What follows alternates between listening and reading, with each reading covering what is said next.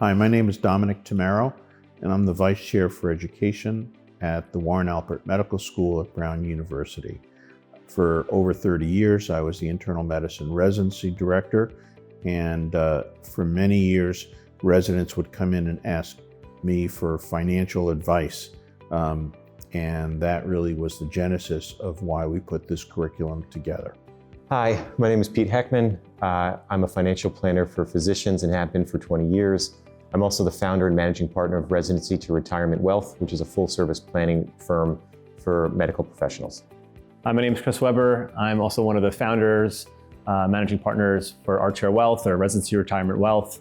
I've been a financial advisor working with physicians for about 20 years, and we are part of the GSI program that's here. We're the endorsed advisors for the GSI plan at Brown, and I live in New York, but we're here quite often.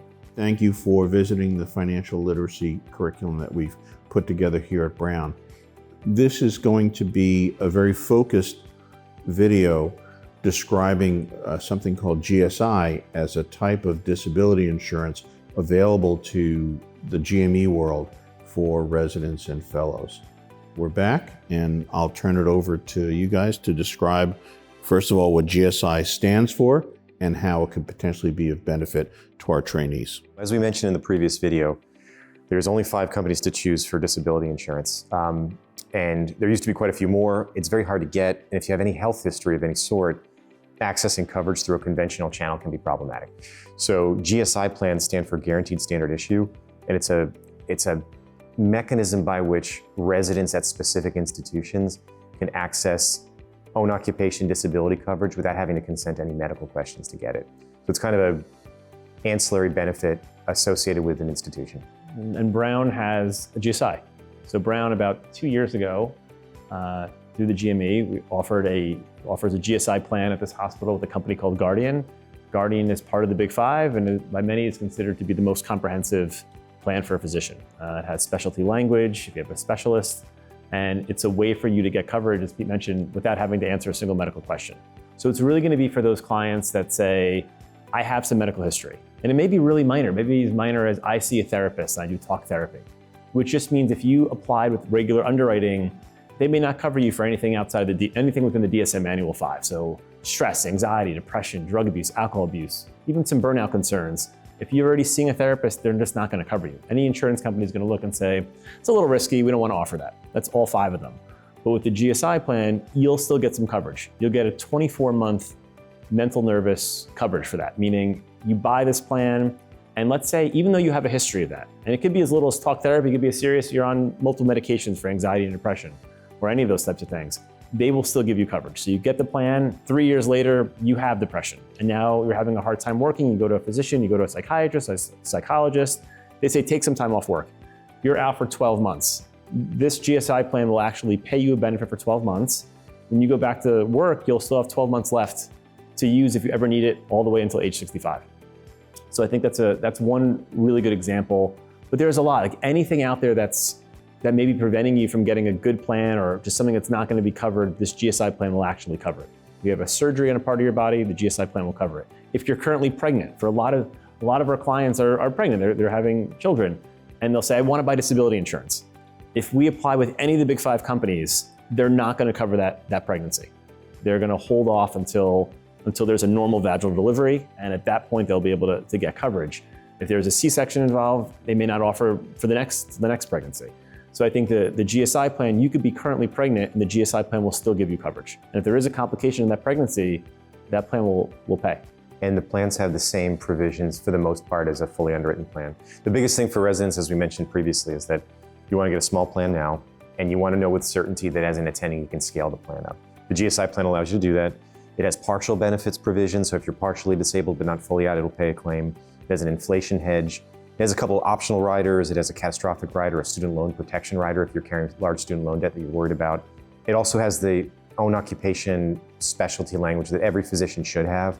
It's part of all the other available contracts, is also part of the GSI plan. So it's almost indiscernible from fully underwritten coverage. The only limitation besides mental health that Chris mentioned is that the scalability for the future through the GSI plan is less than it would be if you had a fully underwritten plan.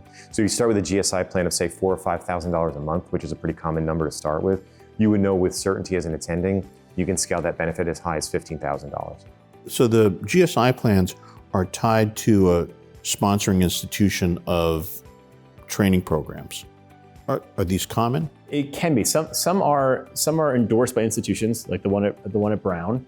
Some are not. Some just have a lot of participation, and they put a plan inside that hospital, and they're able to use it. And typically, an advisor is associated with that GSI. It may be sometimes there's a few advisors. Sometimes it's one advisor. Sometimes it's two advisors. But somebody will be behind that GSI at that hospital, and all the residents are able to use it. Any resident or any fellow can use that GSI, with just one exception. The one exception is you have to be careful, and I'll give you the exact details of this. The one rule is if you apply for coverage outside of the company that has the GSI, so Guardian is at this hospital, and if you apply outside of Guardian, you apply with one of the other companies, any other company, and your approval is not perfect, you cannot do the GSI plan.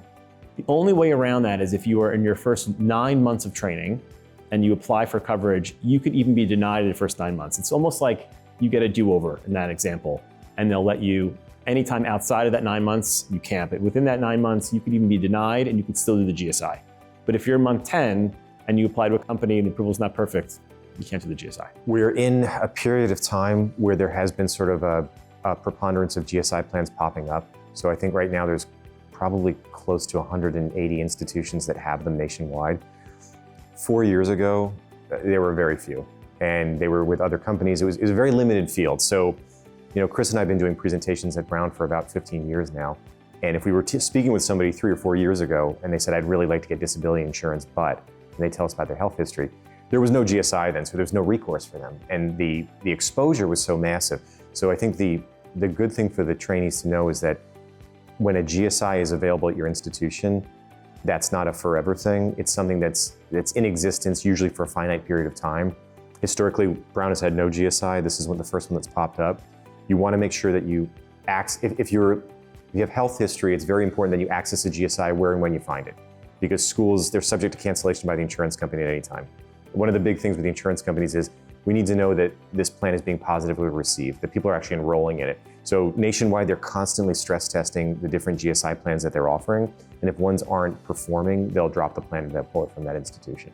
So you just really want to be mindful of that. Like it's not just a certainty that you'll always have access to GSI plans. Once you have a plan, you're locked in for the rest of the time. They can't change the plan on you, they can't cancel it on you, they can't raise your rates, they can't do anything negative to you.